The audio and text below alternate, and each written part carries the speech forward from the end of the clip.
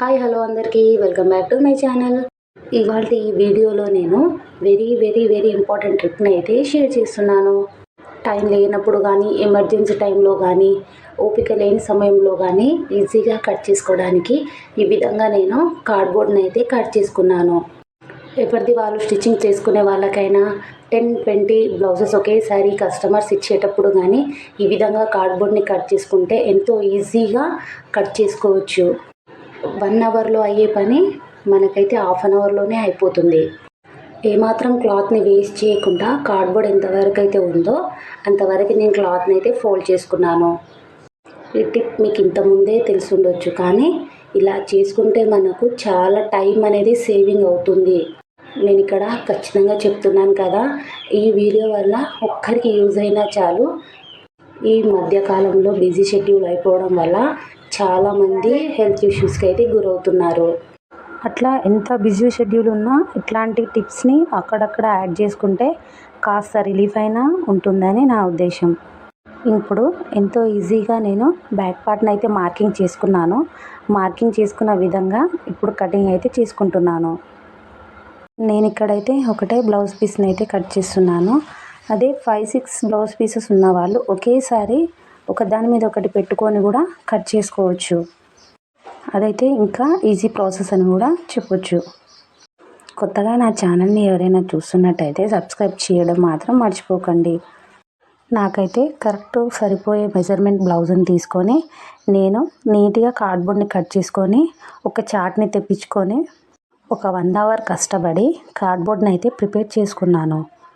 అక్కడ నేను 1 అవర్ కష్టపడి కార్డ్బోర్డ్ని ప్రిపేర్ చేసినందుకు ఇక్కడ నేను చాలా ఈజీగా అయితే బ్లౌజ్ పీస్లను కట్ చేసుకుంటున్నాను. బ్యాక్ పార్ట్ కట్ చేయడం అయితే అయిపోయింది. ఫ్రంట్ పార్ట్ కోసం కాస్త క్లాత్ని ముందుకైతే జరుపుకుంటున్నాను. ఈ విధంగా ఫోల్డ్ చేసుకుంటే క్లాత్ ఎక్కడ వేస్ట్ అవ్వడం కానీ, సరిపోకుండా ఉండడం కానీ అస్సలు జరగదు. టైలరింగ్ అంటే క్లాత్ని సేవింగ్ చేయడమే పని. ఇప్పుడు ఫ్రంట్ పార్ట్ని తీసుకొని క్రాస్ వైపున పెట్టుకొని మార్కింగ్ అయితే చేసుకుంటున్నాను. ఆపోజిట్ వైపున మిగిలిన క్లాత్లో నాకు హ్యాండ్ ఇంకా షేప్ బెల్ట్ అయితే వచ్చేస్తుంది. ఇక్కడ నాది చిన్న సైజ్ బ్లౌజ్ కాబట్టి క్లాత్ కొంచెం అడ్జస్ట్మెంట్ చేసుకుంటున్నాను.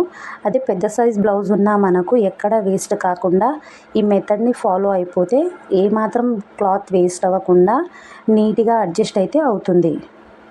ఈ మాట అయితే ఖచ్చితంగా చెప్తున్నాను. ఈ విధంగా ఒక్కసారి కట్ చేసి చూడండి. ఈ మెథడ్ మీకు ఖచ్చితంగా నచ్చుతుంది. ఫ్రంట్ పార్ట్ని కట్ చేసేటప్పుడు అన్ని మెజర్మెంట్తో సహా కట్ చేసుకున్నాను. కాస్త ఎక్స్ట్రాని యాడ్ చేసుకుంటున్నాను. నేను ఆల్రెడీ కరెక్ట్ మెజర్మెంట్ అయితే పెట్టుకున్నాను. కాకపోతే తర్వాత ఎట్లా కట్ అవుతుంది కాబట్టి ఎక్స్ట్రాని కొంచెం యాడ్ చేసుకుంటున్నాను. సంకలోతు కూడా మెజర్ చేసే పని లేకుండా నేను ముందే మెజర్ చేసి కార్డ్బోర్డ్నే కట్ చేసి ఉంచాను. ఇక్కడ కార్డ్బోర్డ్ ఉంది కాబట్టి ఇంత ఈజీగా నేను మెజర్ చేసుకున్నాను. అదే బ్యాక్ పార్ట్ పెడితే మెజర్మెంట్ టేప్ని తీసుకోవాలి, 2 ఇంచెస్ని మైనస్ చేసుకోవాలి, అది ఈజీగా సెట్ అవుతుందా లేదా అని చూసుకోవాలి. ఇంత పని మనం టైం వేస్ట్ని చేస్తున్నాం కాబట్టి అదే కార్డ్బోర్డ్ని మనము ఈజీగా ప్లేస్ చేసుకొని కట్ చేసుకోవచ్చు. నేను ఈ కార్డ్బోర్డ్ని కట్ చేసుకొని కూడా దాదాపు 1 ఇయర్ అయితే అవుతుంది. అప్పటి నుంచి నేను ఎప్పుడూ కట్ చేసుకోవాలనుకున్న దాన్నే యూజ్ చేస్తాను. నాకు ఇంకా చిన్న బాబు ఉన్నాడు కాబట్టి చాలా సతాయిస్తాడు. నేను క్లాత్ని పెట్టగానే తను తీసి పడేస్తాడు. అదే ఈ గొడవ ఎందుకని కార్డ్బోర్డు నేను సెట్ చేసుకొని పిన్స్ని సెక్యూర్ చేసుకుంటాను. పిన్స్ని సెక్యూర్ చేసుకుంటే ఇంకా ఏమాత్రం కదలకుండా ఈజీగా ఉంటుంది. చూసారా, ఈజీగా ఫ్రంట్ పార్ట్ కట్ చేయడం కూడా అయిపోయింది. ఈ విధంగా మనం ఏ కార్నర్ సైడ్ పట్టుకున్నా కానీ సాగుతేనే దీన్ని క్రాస్ కటింగ్ అని అంటారు. ఎటువైపు స్ట్రైట్ కటింగ్ అయిపోయినా కానీ అక్కడ మనకు ముడతలు అనేవి వచ్చేస్తుంది. ఏమాత్రం తేడా అవ్వకుండా క్రాస్ పెట్టుకుంటే చాలా ఈజీగా పర్ఫెక్ట్ స్టిచ్చింగ్ అయితే వస్తుంది. ఇప్పుడు ఈ మిగిలిన క్లాత్లో నేను హ్యాండ్ పార్ట్ని అయితే కట్ చేసుకుంటున్నాను. 4 ఫోల్డ్స్కి హాఫ్ హ్యాండే ఉంటుంది కాబట్టి నేను హాఫ్ కార్డ్బోర్డ్ని కట్ చేసుకున్నాను. ఇక్కడ చూడండి, ఇప్పుడు నేను ప్లేస్ చేస్తాను కదా, అదే విధంగా కట్ చేసుకుంటున్నాను. హ్యాండ్ పార్ట్ కట్ చేసేటప్పుడు కింద చివరన ఉన్న ఆ కార్నర్ క్లాత్ ఏది వేస్ట్ కాకుండా నేను బ్యాక్ పార్ట్ యొక్క పట్టీ కోసం అయితే యూజ్ చేసుకుంటాను. ఇప్పుడు దీనివల్ల 2 టిప్స్ అయితే మనకు వచ్చేసాయి. చూశారు కదా, ఈ టిప్ మీకు ఫాలో అవుతుందని అనుకుంటున్నాను. ఖచ్చితంగా మరిన్ని ఇంట్రెస్టింగ్ వీడియోస్ కోసం సపోర్ట్ చేయడం మాత్రం మర్చిపోకండి. మీరు ఎంత మట్టుగా సపోర్ట్ చేశారో అంత మాకు ఇంకా ఇంట్రెస్ట్ వచ్చి ఇంకా మరిన్ని ఇంట్రెస్టింగ్ టిప్స్ కోసం అయితే మళ్ళీ వచ్చేస్తాము. ఇక్కడ నేను హ్యాండ్ పార్ట్కి అయితే లోతునైతే కట్ చేసుకోలేదు. ఇప్పుడు నేను ఒక పావించుకి మార్క్ చేసుకొని కట్ అయితే చేసుకుంటున్నాను. ఇప్పుడు నేను మరొక బ్యూటిఫుల్ టిప్ని అయితే చెప్పబోతున్నాను. వీడియోని ఎక్కడ స్కిప్ చేయకుండా చూడండి. ఈ వీడియోని చూడడం వల్ల మీకు ఎక్కడ టైం వేస్ట్ కాదు, మీకైతే టైం సేవ్ అవుతుందని నేను అనుకుంటున్నాను. ఇప్పుడు అన్నీ కట్ చేయంగా మిగిలింది ఒక్కటి షేప్ బెల్ట్. ఆ షేప్ బెల్ట్ని కూడా నేను కట్ చేసుకుంటున్నాను. ఇక్కడ షేప్ బెల్ట్ కోసం కట్ చేసుకున్న కార్డ్బోర్డ్ని ప్లేస్ చేసుకొని మార్క్ చేసుకొని కట్ చేసుకుంటున్నాను. ఇప్పుడు చూసారా, షేప్ బెల్ట్ని కట్ చేశాక కూడా నాకు ఎక్కడ క్లాత్ వేస్ట్ కాకుండా ఇంకా క్లాత్ అయితే మిగిలింది. అదే పెద్ద సైజ్ బ్లౌజ్ అయితే మనకు ఎక్కడ ఇబ్బంది కాకుండా ఎక్కడ జాయింట్స్ పడకుండా వస్తుండే. ఇంకా నెక్స్ట్ వీడియోలో మా మదర్ కోసం కూడా నేను కార్డ్బోర్డ్ని కట్ చేశాను. అది పెద్ద సైజ్ బ్లౌజ్, దాని గురించి కూడా నేను ఎక్స్ప్లెయిన్ చేస్తాను. నేను ఎక్స్ప్లెయిన్ చేయడం పక్కన పెడితే మీ ఇంట్రెస్ట్ ఎంతైతే ఉందో దాన్ని బట్టి నేను ఇంకా ఎక్స్ప్లెయిన్ చేస్తాను. షేప్ బెల్ట్ కటింగ్ కూడా అయిపోయింది. ఇప్పుడు నేను మెయిన్ క్లాత్ని అయితే కట్ చేస్తున్నాను. ఇంత క్లాత్ అయితే నాకు మిగిలింది. చూస్తున్నారు కదా, ఈ టిప్పు ఎంత బాగా యూజ్ అయిందో మీరే చూడండి. డైరెక్ట్ ఇక్కడ మెయిన్ ఫ్యాబ్రిక్ని అయితే కట్ చేస్తున్నాను. ఇప్పుడు కార్డ్బోర్డ్తో పని లేకుండా ఆల్రెడీ నేను లైనింగ్ పీస్ని అయితే కట్ చేశాను కదా, అది ఎంతవరకు అయితే ఉందో ఇక్కడ క్లాత్ని వేస్ట్ చేయకుండా అంతవరకు అడ్జస్ట్ చేసుకొని పిన్స్తోని సెక్యూర్ చేసుకోవాలి. కార్నర్ వైపున నాకు బార్డర్ వచ్చింది కాబట్టి చిన్న బార్డర్కి నేను హ్యాండ్స్కి అయితే పెట్టుకుంటున్నాను. అక్కడ వరకు నేను హ్యాండ్స్ ప్లేస్ చేసుకొని అయితే కట్ చేసుకుంటున్నాను. ఇక్కడ కొంతవరకు జాయింటింగ్ అయితే పడుతుంది. మనం ఎలా పడితే అలా కట్ చేసుకుంటే మనకు జాయింట్ చేయడానికి క్లాత్ అయితే మిగలదు. నేను ఇక్కడ చెప్పే టిప్ని ఫాలో అయితే మీకు ఖచ్చితంగా యూజ్ అవుతుంది. Plus me friends and family మెంబర్స్కి కూడా షేర్ చేయండి. నేను పెద్ద బార్డర్ని వద్దనుకున్నాను కాబట్టి చిన్న బార్డర్ హ్యాండ్స్కి అయితే కట్ చేసుకున్నాను. ఇప్పుడు పెద్ద బార్డర్ బ్యాక్ సైడ్ రావడంతో అంత బాగుండదు కాబట్టి నేను సగం వరకు తీసుకుంటున్నాను. ఇక్కడ బ్లౌజ్ పీస్ చాలా చిన్నగా వచ్చింది కాబట్టి నేను షార్ట్ హ్యాండ్స్ని అయితే చూస్ చేసుకున్నాను. చాలా వరకు నేను ఫుల్ హ్యాండ్స్నే యూజ్ చేశాను. ఈ ఒక్కసారికి హాఫ్ హ్యాండ్స్ని అయితే కట్ చేసుకున్నాను. బ్యాక్ పార్ట్ యొక్క నెక్ని కట్ చేసుకున్న తర్వాత ఇప్పుడు నేనైతే మెయిన్ పార్ట్ మీద పెడుతున్నాను. ఇది సిల్క్ అండ్ స్మూత్ క్లాత్ కాబట్టి మనకు అడ్జస్ట్ చేసుకోవడానికి టైం సగం సరిపోతుంది. ఇక్కడే ఇలాంటి టైంలోనే మన ఐడియాలన్నీ బయటపడుతూ ఉంటాయి. ఇక్కడ చూడండి, నేను సైడ్న క్లాత్ వేస్ట్ కాకుండా అది ఎంతవరకు అయితే ఉందో అంతవరకు అయితే ప్లేస్ చేసుకుంటున్నాను. నేను ప్రతి వీడియోలో ఇదే మాట చెప్తున్నాను. నాకు అంత క్లియర్గా ఎక్స్ప్లెయిన్ చేస్తున్నానో లేదో తెలియదు, కానీ నాకు సాధ్యమైనంత వరకు అయితే ఎక్స్ప్లెయిన్ చేస్తున్నాను. వీడియోలో అయితే క్లియర్గా ఎక్స్ప్లెయిన్ చేస్తున్నాను. నా మాటల్లో అక్కడక్కడ మిస్టేక్స్ ఉన్నా వీడియోని చూసి అయితే అడ్జస్ట్ చేసుకోండి ప్లీజ్. ఇప్పుడు నేను బ్యాక్ పార్ట్ని ఫ్రంట్ పార్ట్ని పెట్టుకొని పిన్స్ని సెక్యూర్ చేసుకుంటూ కట్ చేసుకుంటాను. ఇక్కడ పిన్స్ని కూడా మనం ఎక్కడంటే అక్కడ పడేస్తూ ఉంటాము. అందుకని నేను పిన్స్ కోసం నేను ఆర్గనైజర్ని అయితే ప్రిపేర్ చేసుకున్నాను. అది సపరేట్గా నేను ఒక షార్ట్లో అయితే అప్లోడ్ చేశాను. అది యూస్ఫుల్ అయితే మిస్ అవ్వకండి. క్లాత్ ఎక్కడ జారకుండా ఎగుడు దిగుడు లేకుండా పిన్స్ని పెట్టుకుంటే మనము కట్ చేసుకోవచ్చు ఈజీగా. ముఖ్యంగా ఈ టిప్ అయితే చిన్నపిల్లలు ఉన్న వాళ్ళకైతే ఖచ్చితంగా యూజ్ అవుతుంది.